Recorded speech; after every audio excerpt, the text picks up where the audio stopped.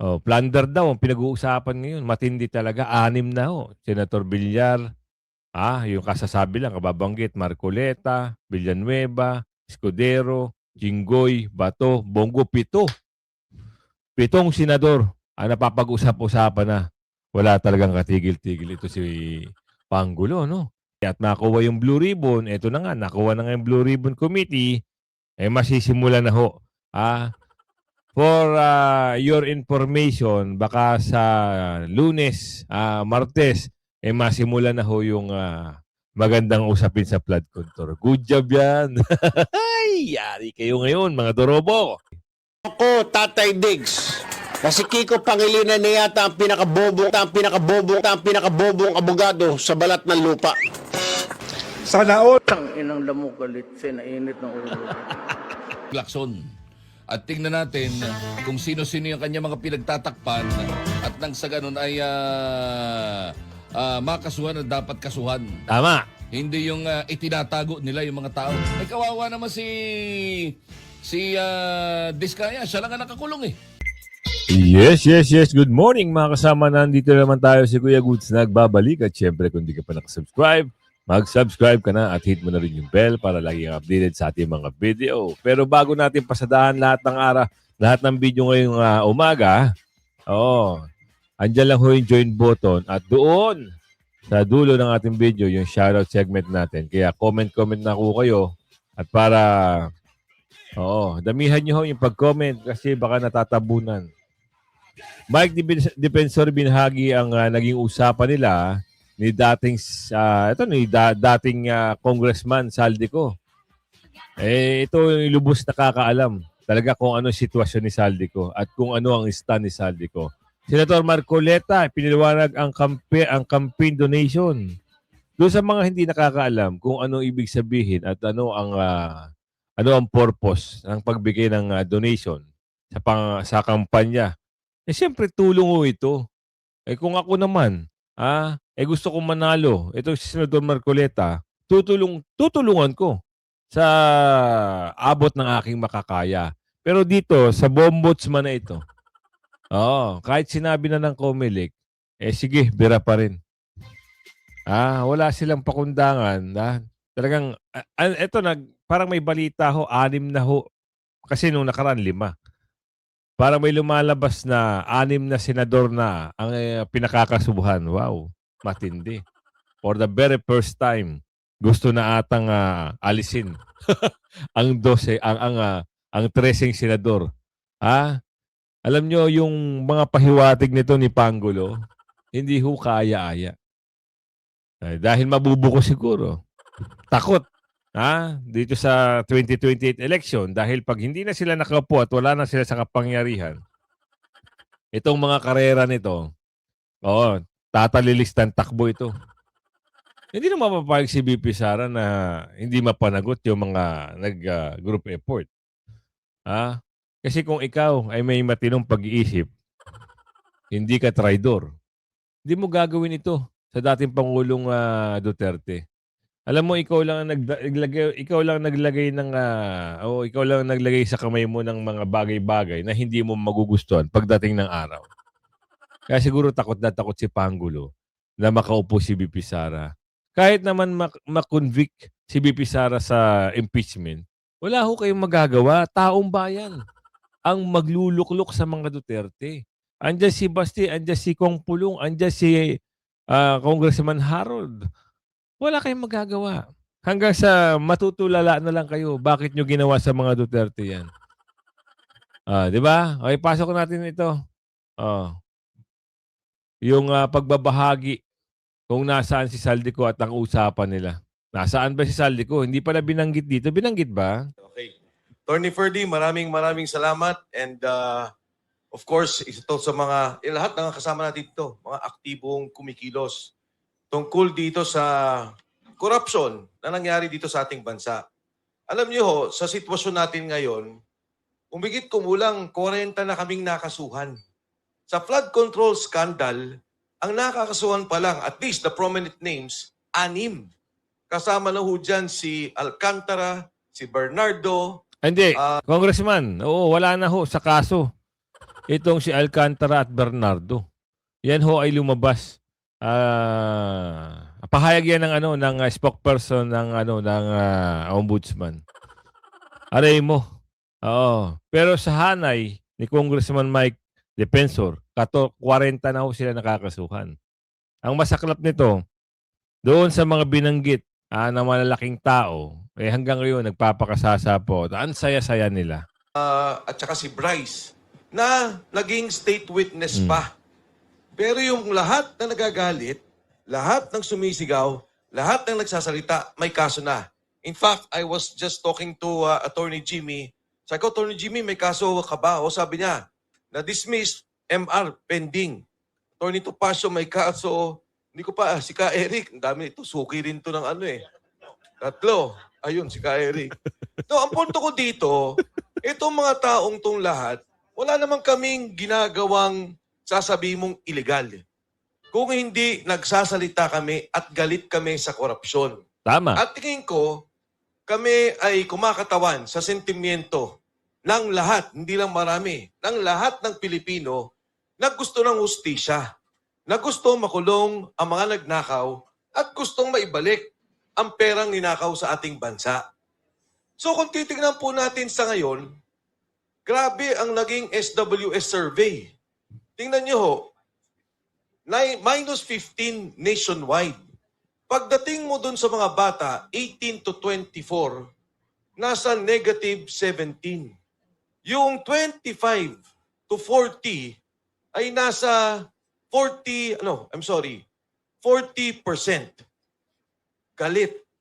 Pagdating, sabi nila, ay kayo lang mga galit, yung mga bobo ang nagagalit sa gobyerno. Alam nyo, sa mga college graduates and those that have higher degrees, higher learning, nasa negative 37.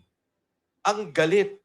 At pag tinignan nyo on a regional basis, negative 40 ho ang Mindanao. Consistently, galit ang Mindanao. Ang nakakagulat, humahabol ang Metro Manila. Yan. Negative 31%. Ang Metro Manila. Hindi, ang katunayan yan, Congressman, former Congressman Defensor, talaga hong galit ng tao ang namamayani na ngayon.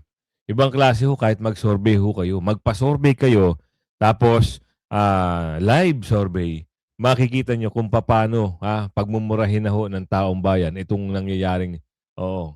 Alam nyo kasi kung sana naging tapat lang ito si Pangulo sa taong bayan, walang mangyayaring ganito eh. Kaso wala, gigipitin pa. Kasi ayaw nilang matumbok at ayaw nilang malaman kung sino mastermind. Baka nga sila. Yun lang ang tanong ni Aling Ledesma. Nagtatanong si Aling Ledesma, baka sino ba sila? Baka sila ba? Ano ba talaga? Tingin nyo, bakit ba pinipigilan ng Blue Ribbon Committee noon na yung si Pinky ang pag-iimbestiga patungkol dyan? Alam nyo na rin naman ang sagot yan di ba? Kaya itong mga ito, pagdating ng araw at takdang panahon, lahat ng mga nag-cover up, sabi ni Aling Marie, mapapag-isip-isip siya. Mapapagtanto nila, dapat hindi sila nakisali sa mali-malitang usapan, sabi ni Aling Ledesma. Lalo na ng Metro Manila ang Visayas. Bakit ganito ang survey? Dahil galit ang tao. At yung galit na yan din ang nagpapakita ng suporta sa Senado, sa 13 senators of the majority of the Senate today. Bakit? Hindi ho dahil sa impeachment yan. Walang problema ang impeachment. They don't have the numbers and they cannot impeach Vice President Inday Sara Duterte. Hindi ho yan dahil sa Constituent Assembly. They don't have the numbers at hindi nila kayang baguhin ang saligang batas. Yan po ang away sa Senado ay dahil sa Blue Ribbon Committee. Yan. Yan talaga ang nagiging away. At yan po ay dahil sa ayaw nilang ilabas ang 18 Marines. Yung sinasabing delivery 3 times a week, minimum 500 million. Grabe. Maximum 4 billion pesos. Easy money, Kasapangan, talagang kung ano matatawag mo, King of Dorobo, King of Magnanakaw, King of the Looter. Iyang 4 billion in just 1 week. Wow. Antibay ng pagmumukha niyan. Pati siguro ewan ko hindi lang mukha ang matibay, pati sikmura. Kung paano nakawin ang kaba ng bayan. At ang kaba ng bayan, yung naghihirap sa baha. Di ba? Pinalabas lang nila na flood control. Nanakawin pala. So ngayon, yung usaping saldi ko, forward na natin.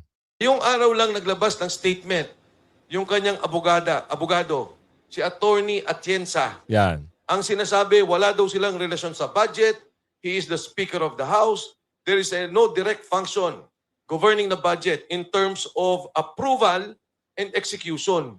Di pakinggan po natin, pagsalitain natin, di ba ang sabi ni Saldico, yung tamarind na bahay niya, amoy pera na. Aray. Dahil yung ilalam nun ay puro pera. Anong sabi ni Speaker Martin Romualdez? Pag ako pinilit nyo, magsasalita ako. Di ba yung palang admission na may alam siya? Tama. Yun nga kung sila i-esbersamin, Secretary Pangandaman, na magsalta si Saldico, biglang nag-resign. Yan ang ayaw nila sa Senado. Ang Blue Ribbon Committee hearing. Ngayon bakit natin tinutulungan ang majority group na sinasabi lang gusto natin ng virtual voting? Kasi naman kakasuhan nila. Sino-sinong gusto nilang kasuhan? Jinggoy Estrada, Chis Escudero, Joel Villanueva. May 2 kaso pa kay Villar, pero ito yung 3 pending for plunder.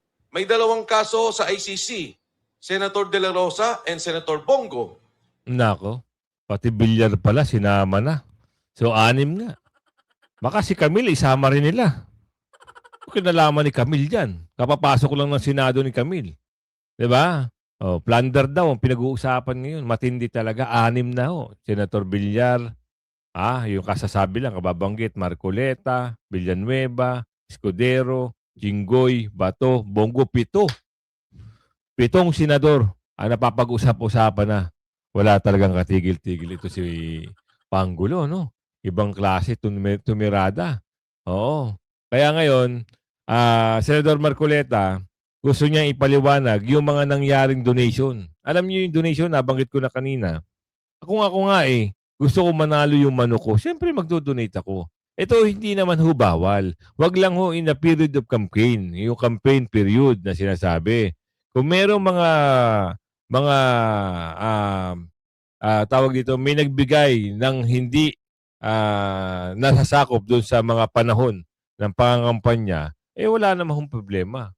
Pinatotohanan din naman yan ng COMELEC. Wala na kami dyan. Bakit matigas ang ulo nito ni Bombudsman? Siyempre, ito na ang Blue Ribbon na kasagsagan ng init dahil yung leadership ay gustong kunin na naman itong mga ulupong na minority. At siyempre yung Blue Ribbon ang pinakamatindi dyan Diyan malalaman kung sino yung Dorobo Nanakawin na naman ng mga Dorobo. 'Di ba? Para hindi lumabas at lumutang ang mga iskandalo na kinaharap ng mga maletagang. Sa akin din. Yeah. Opo. Ako, hindi nila ako kinakausap for obvious reason. Di ba? Anong ginawa nila? Hindi na kayo mapipressure. Nag-invento sila. Oho. Saan ka naman nakakita dyan? Para sana maintindihan sana ng mas madali. Opo, ng ating mga kababayan. Kasi kahapon, yung assistant ombudsman, na nakita ko siya, nagpa-interview na naman siya sa isang Opo. istasyon ng television, na tinatanong siya, bakit po ninyo, pati si Senator Marcoleta, kinasuhan nyo ng plunder? Oho. Kasi po kahit ako, parang hindi yata yun kasi contribute. Yun ang tanong sa kanya. Yun naman, donasyon ng mga kaibigan niyang Hindi private naman pera funds ng naman gobyerno yun. yan. Tapos sinabi niya, hindi, kasi kahit private funds kasi, kapag yan ay binigay na merong pangako o kung ano man pabuyang parang ibigay niya dahil meron siyang opisina, ganyan. Sabi nila, sa Makatwid kahit po pala pribadong pondo.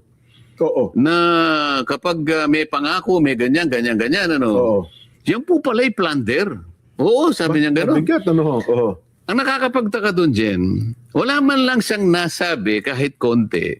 Kasi kailangan mong establish ito Exactly po, establish mo yun. Oho. Kung walang kaugnayan yung pondo do sa sinasabi mo, baka nag-speculate ka lang, baka inaakala mo lang, baka nangako ito ng kung ano-ano, na maaaring sa pangako na yon Yung mga influensya. merong madadamage ang gobyerno Ayan. o madadamage ang serbisyo na para sa mga tao. Yan ang kasi pagka ganun, corruption yun eh. Ayun, opo. So kinakailangan mong i-establish yung connection nung pagbibigay nila ng tulong sa iyo dahil kampanya kasi ito diyan, ito sinasabi ko eh. Yan, ng mga panahon Kailangan mong i-connecta. Mhm. Pinakikinggan ko siya, wala man lang siyang masabi na connection. Pagkatapos bumalik na naman sa iba. Alam mo, kanya ang plunder kasi kaya mas marami yung napagtatalo kami, sabi siya. Mahirap kasi kanyang i-prosecute ang plunder. Kaya, alam mo kasi, pag plunder kasi, corruption yan, katiwalian, talagang wala kang makitang resibo. Wala kang makitang paper trail. Opo. Ganyan, Kasi plunder nga raw, Kaya napakahirap talaga. Opo. Ngayon, ang sinasabi nila, siya inamin niya eh. Siya mismong nagbigay ng katibayan. Sa palatuntunan natin ito, Sabi niya, parang admission against interest. Tingnan mo itong mga taong ito. Siguro para sa mga kababayan nating nag-iisip, si Senator Marcoleta, kumandidato ng 2025 election. Tama. May kaibigan siya, tumulong sa kanya. Nagkataon kasi yung mga tulong na binigay ay wala pang campaign period. Hindi pa Yun ang sinasabi natin. Yun ang hindi maintindihan ng mga inggit at gusto mapabagsak itoong miyembro ng majority. At siyempre, natatakot sila pag nandiyan yung majority at nakuha yung Blue Ribbon, eto na nga, nakuha na nga yung Blue Ribbon Committee, masisimula na ho. For your information, baka sa Lunes, Martes, masimula na ho yung magandang usapin sa flood control. Good job yan. Ay, yari kayo ngayon, mga Dorobo. Unahin nyo, ipatawag si Balulong. Pangalawa, yung 18 Marines. Pangatlo, ipatawag nyo rin dyan yung Pangulo. Kaso hindi naman natin yung Pangulo eh. Kasi may immunity siya. Ngayon, matapang siya. Kasi meron pa siyang 1 taon at kalahati. 1 taon at kalahati. Wish you luck na ikaw ay makakalusot sa mga pinagagawa mo sa Duterte. Pero yung tulong na yon ay sakop ng election period. Ang election period kasi din ay 1 year before the election. So Yes, isang taong singkat yun. Opo. Pero yung campaign period, magsisimula ng February 11 90 days ata national. hanggang 90 days yan. Opo, 90 days. Hanggang Opo. sa ikaw ay manalo na. Ngayon, so sabi ko, ang trato ko dyan donation kasi wala pang campaign period. Opo. January. Ang campaign period kasi February 11 ang umpisa. Opo. Dapat kapag binigay during the campaign period contribution. February 11 Ngayon, pataas. Opo. Ito nang submit ako ng SOSE. Liwanagin natin para makita ng mga kababayan natin. Doon sa SOSE ko, sinabi ko, ang aking expenditures, yung ginastos ko, Opo, sa kampanya. 112 million pesos. Opo. Okay.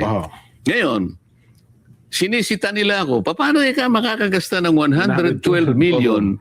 Tiningnan nila yung SALN ko, yung net worth ko is only 52 million. Mas malaki ay yung ginastos mo. Teka muna, ito lang ang pera niya. Saan siya kukuha ka ng Ng 112 million. ng 112? Oho. No, sabi ko, hindi mo na kumikibo nun dahil hindi ko na pinapansin noon di ba? Opo.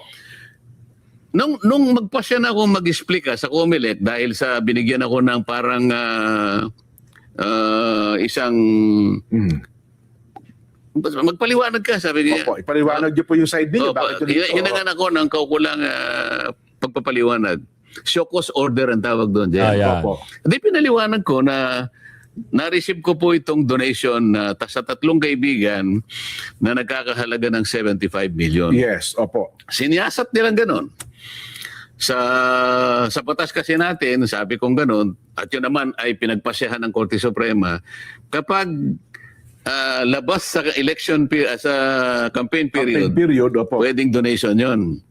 Okay? Opo. At sabi naman ng Supreme Court sa kanyang pagdidesisyon, hindi pa siya kanya kandidato noon. Ayun. Magiging kandidato lang siya pag magpa-participate siya during the campaign Campaign period na. Okay. Opo. So, nung makita ng COMELEC, wala wala siyang kasalanan dyan. Walang- Maayos ang kanyang pagpapaliwanag. Mhm. Ang bumoto dyan, 6-0. Opo. Ibig sabihin, halos silang lahat. Lahat ng commissioner Kaya lang siguro 6-0 kasi yung chairman nila, hindi siya nag-participate. nag-inhibit yata siya. Opo. Baka kung hindi siya nag-inhibit, 7-0. 7-0. Ang ibig sabihin, maliwanag sa COMELEC na nagtapat lang ako. Mhm. Ngayon, Naging transparent kayo, Sen. Opo. okay. So 112 billion ang ginastos ko. Ito na naman ang banggit ng Sandigan Bayan.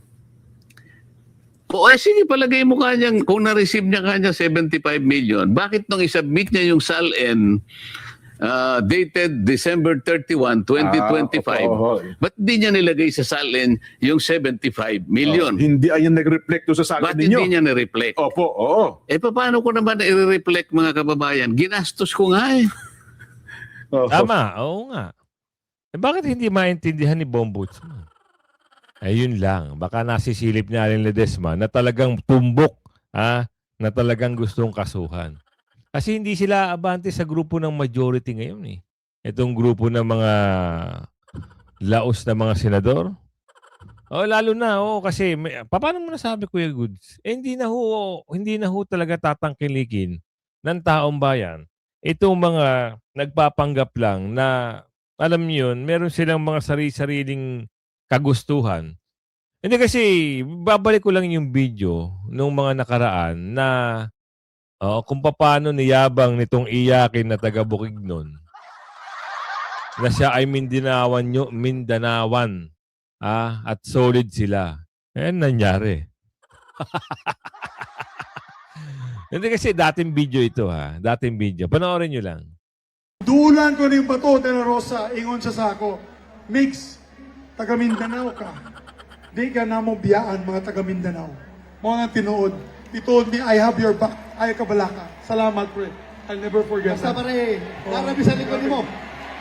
Sulti lang. Salamat kayo. Alam mo, tinulungan ka nila Senador Bato, tinulungan ka ng mga taga Mindanao. Ganyan lang ginanti mo. Nagtatanong lang ho kami. Sa tingin mo, yung ginawa mo, sa mga, mga tumulong sa'yo. Pinagmalaki ka pa. Pinesenta ka pa sa kanilang mga supporter. Tapos tatablahin mo lang pala. Tapos pumunta ka ng Bukidnon, nag-iiyak ka doon. Ano ginawa mo? Ikaw ang sumira sa karera mo sa politika. Hindi ho ang mga taga Mindanao. Taga Mindanao, kayo na ho ang bahalang humusga. Pag ganito ho ang tao at walang sariling salita, walang sariling paninindigan at umaasa lang, saan, kayo na bahala magtuloy, hindi ho maglilingkod ng tapat. Di na mo atras, pre. Di mo atras. Salamat. Atras ay. Kamu doon ni Bongo. Salamat, pare. Thank you. So, pakpakan na to. Balik si Senator Bato de la Rosa. Bato. Diba? Ayan ang sinasabi natin. Ngayon, ipaliwanag mo, Kuya Goods. Ano ba ang makukuha nilang boto sa Mindanao? Naku, malaki ho ang tsansa. Landslide, Mindanao, Visayas, yung mga taga-Luzon, talaga hong meron na hong bilang. Yung sinasabi nilang solid north, pass out na ho. Hindi. Sige, mga taga-Ilocos, mag-comment kayo dyan. Sabihin nyo na talagang ayaw namin dyan sa Pangulo. Hindi, katotohanan lang tayo. Kasi ngayon, pinapalabas ng mga supporter nito ni Pangulo na malakas daw sila. Oo, hindi nila pinagtatawanan na lang sila. Usaping tayo. Isa pang senador na dating talagang ibang klase to kung humimod kay Tatay Digong eh. Ngayon, etong mga panahon na ito, binira niya ito si Kiko Matching. Ngayon, talagang closeness. Wala rin itong sariling salita. Ibig sabihin, hindi dapat pagkatiwalaan, sabi ni Aling Marie. Ako, Tatay Diggs. Kasi Kiko Pangilinan na yata ang pinakabobong abogado sa balat ng lupa. Sana all. Ang inang lamok galit, Sen, nainit ng ulo. Di ba? Diyos mio, Marimar. Ang nak ng kung saan makikinabang, doon sisiksik. Nung na-opera na, ibang klase na ho yung dila. Nagiging pasmado, ano? Ngayon mo iyabang yung mga sinasabi mo noon saka ngayon. Meron ka pang nalalaman. Pwede naman natin i-bend ang law eh. Nako, yan na tayo. Bahala kayo. Last nyo na yan, sabi ni Aling Ledesma. Hindi na kayo mananalo. Bakit? Nagpakilala rin kayo eh. Hindi kung halimbawa ganito, ganun ang labanan, nagpakilala sila ng una pagkatapos na nung naluklok na, ayan na. Ang tunay sa tunay, hindi na ho mapapagkailayan. Di ba hindi nga pwede pagsamahin ang dekolor sa puti? Di ba? Kailangan meron ka sariling linyada. So nung una, gusto nyo sumama, kahit madumi, ang kulay pula sa kulay puti, talagang pinipilit ang sarili. Ito pala yung sinasabi ng isang magaling na wala yang bulok yan. Totoo nga. Kaya ito, sabi dito, simulan nyo na yung usapin ng Blue Ribbon. Ano na yan? Senator Attorney Pia Cayetano, ang chairman o chairperson ng Blue Ribbon Committee, simulan nyo na. Bulat-latin nyo na uli ang mga report na ginawa ni Ping Lacson. At tingnan natin kung sino-sino yung kanya mga pinagtatakpan at nang sa ganun ay makasuhan na dapat kasuhan. Tama. Hindi yung itinatago nila yung mga tao. Kawawa naman si Diskaya. Siya lang ang nakakulong eh. Asan yung iba? Totoo yan. Yan ang sinasabi natin. Yan yung mga bagay-bagay. Noong una, minumungkahin ni Senador Marcoleta na itong mag-asawang Diskaya maipasok sa WPP o Witness Protection Program, which is willing naman yung mag-asawa. Hindi ho grant nitong ni Bombudsman. Ang gusto niya, magsoli muna daw ng kaperahan para mag-grant yung WPP. Ganun yung ginawa nung tatlong ungas. 'Di ba? Meron 110 million ba 'yon na sinoli? Hindi natin alam kung saan napunta 'yon. Yung 110 million na 'yon. Tapos ngayon naipasok sa WPP. Oo, yung tatlo. Ngayon, wala lang kaso. Tapos ang kwento. Paano? Nagsoli. 'Di ba? Alam nyo yung ibig sabihin ng pagsasoli. Ibig sabihin, kung sakaling ikaw ay nakakaintindi, pag-amin yun. Dapat yun nga, dapat makulong ng diretso eh. Saan ka kukuha ng pera ng ganong kalaki? Sinoli mo. Ibig sabihin, inamin mo, nananakaw mo. Kung marunong lang ho yung mga tao, marunong magsuri, marunong yung mga abogado at mga Supreme Court, dapat diniretso na nila yung kaso. Diba? Ito na, itutuloy na ho ang flood control. Yan ang magandang mensahe ni Senator Alan. Kailan pa ba ito? Kailan pa ba itong balita na ito? Matagal na ata ito eh.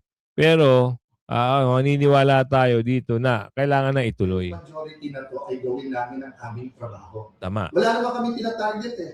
Hindi katulad nung inyong dating majority na talagang tinarget ang Senado para pababain yung rating.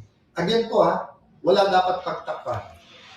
Wala dapat po from the President, the Vice President, Senators, managot ang dapat managot. Again, pray for the majority and abangan. And sana po yung mga witnesses, lakasan nyo po loob nyo rin.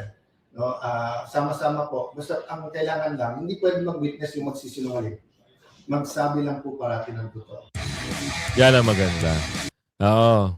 Kailangan magsabi lang yung mga 18 Marines. Alam nyo, talaga na magsasabi sila kasi nga, ngayon, nagkakaroon ng balita na nagkakaroon na ho ng presyo. Ang alin, Kuya Goods, di ba? Binalita yan noong nakarang araw na may nag-o-offer na at yung iba ay meron ng nagsasabi na meron na silang sa kanya-kanilang life. Hindi naman maganda yun. Kung ito ay magiging panalo para makilala kung sino yung magnanakaw at mastermind dito sa Nakawan. At yung sinabi ni Senador ni Congressman Defensor na yung mali-maletang usapan para lang matumbok, mas maganda malaman ng taong bayan at may managot. Hindi kagaya nitong si yung Pangulo, anak ng bugi, talagang ibang klase rin talaga eh. Parang ayaw niya ng online voting. Hindi, di ba? Sinabi ni Senador, ni Congressman Defensor na kailangan. Kasi paano yung itong mga senador na kinakasuhan. Di ba? Tsaka meron namang ganun eh. Hanggat hindi nasisibak at nawawala sa pwesto ang mga senador na nakakasuhan, maaari silang bumoto at magtrabaho via online. Tingnan yung paliwanag ng... nako. Sige nga. Nakakuha ng negatibong marka si Pangulong Bongbong Marcos mula sa mga kabataan, mga edukado at ilang malalaking rehiyon sa bansa. Base ito sa pinaka-latest na resulta ng SWS survey. Si MJ Mondihar sa report. Sa March 2026 survey ng SWS, bumagsak sa negative 15 ang net satisfaction ratings ni Pangulong Marcos Jr. Sa kaparehong survey, mas kapansin-pansin ang malaking pagbaba ng satisfaction ratings ng Pangulo sa mga kabataan. Sa youth category, edad 18 hanggang 24 anyos, negative 17 ang net satisfaction rating ng Pangulo. 44% ng sektor ang dissatisfied sa performance nito. Sa intermediate, youth o edad 25 hanggang 34 anyos, umabot sa negative 40 ang net satisfaction rating, habang 49% ang dissatisfied. Kapansin-pansin din ang pagbaba ng suporta sa Pangulo habang tumataas ang antas ng edukasyon ng mga respondents sa survey. Sa mga nakapagtapos ng junior high school at vocational courses, negative 21 ang net satisfaction rating ng Pangulo. Sa mga nakatapos sa senior high school at college, negative 19 naman ang score. Habang sa college at postgraduates, bumagsak sa negative 37 ang net satisfaction rating. 100% yun na. Ayan, sa Mindanao, 40%. No? Tama yung sinasabi ni Congressman Defensor na negative 40 o mahigit pa. Sa Visayas, almost negative 30. So sino pa ba maniniwala dyan? Puro travel dito, travel doon, sinungaling dito, pagsisinungaling doon. Wala ka nang makitang trabaho. May natapos bang proyekto? Wala. Si flood control, hinahanap, hindi makita. Yan, kung mabuti sa video natin ito, ang aking paglalambing naman. At syempre, lagi natin ipopromote si Mang Banat. Si Mang Banat ay napanood ko. Kaya gusto kong i-introduce sa inyo kasi magaling ho yung kanyang content. Talagang bumabanat ang mama. Ang bata actually, ang boses nito parang bata Oo. Siguro mga 20 siguro mga ganyan. Ayan yung page, yung channel niya, si Mang Banat. Ngayon, tignan niyo yung mga Kahit kailan, hindi ka nakatulong sa Pilipinas at lalo mo pang pinapahirapan ng Pilipinas, tarantado, gago. Di ba? Ikaw putang ina mo kang bangag ka. Hindi ka di ba? Sige. Yan nyo. I-subscribe niyo yan, ha? Matulungan natin itong magaling. Yan ang mga kailangan natin. Kasi si Bibi Sara, di ba, tinatarantado rin niya ng mga durobo ng mga bulager nila. Ngayon may pantapat na. Yan ang aking paglalambing naman, like and share. At i-subscribe nyo. Hashtag nyo dyan nasubscribe na kita. At eto naman, sa ating shoutout segment, makinig kayo ha. Ito, mula kay Ma'am Veronica Caperalta, shoutout po ano to? Happy blessed weekend, Kuya Goods. Afternoon po, Duterte forever, kahit ano pa sabihin nila. Tama, di ba? Jeffrey Shonelo. Ayan, shoutout po at Malu Survivor Mixed Vlog. Ayan, shoutout po. Sa Hong Kong siya nanonood lagi. Kay Ma'am kay Sir Marcelino Jr. Balaso, shoutout po. Joyce AA, shoutout po Johnny Plasencio, shoutout po. Adelina Xiong, shoutout po sa inyo. Gilbert Ortega, shoutout po. Roel Torres, Roel Tero, shoutout po sa inyo. With Drabanes, shoutout po sa inyo. Alex Muñez, shoutout po. Robbie Corpus, shoutout po sa inyo. Gina Galango, shoutout po. Ma'am Karen Panganiban, shoutout po. Cucumber, shoutout po. Mario Pamintuan, shoutout po sa inyo. Madelia 5920, shoutout po. Aurora Monderico, shoutout po sa inyo. Rodney Guillerma, shoutout po. MICB4R, shoutout po. Ma'am Analisa Season 930, shoutout po ma'am. Jan Wimerco, shoutout po. Jeremy Abid, shoutout po sa iyo. Rafael Xiaga, shoutout po. Ruben Pandaresa, Paradesa, shoutout po sa inyo. Merle Jude Badsky, shoutout po. Carlito Goho, shoutout po. Radicul, shoutout po. Nicole Ann Crisostomo, shoutout po. Joylyn Benzon, shoutout po. Ruel112, shoutout po sa inyo. Tarcelo Mundido, shoutout po. Joyce Lynn Canzol, shoutout po. Merly Paduga, shoutout po sa inyo. Johnny Plasencio, sino pa ba? Rafael Siaga, Flor de Lisa, shoutout po sa inyo. Capis Channel at Capis Channel, shoutout po. Linda Manyati, shoutout po. Loida Buwet, shoutout po sa inyo. Maroray, P771, shoutout po sa inyo. Ayan Gina Galango, shoutout po. Ayan, kung umabot ka sa ating shoutout segment, salamat po at hanggang sa muli. Bye-bye!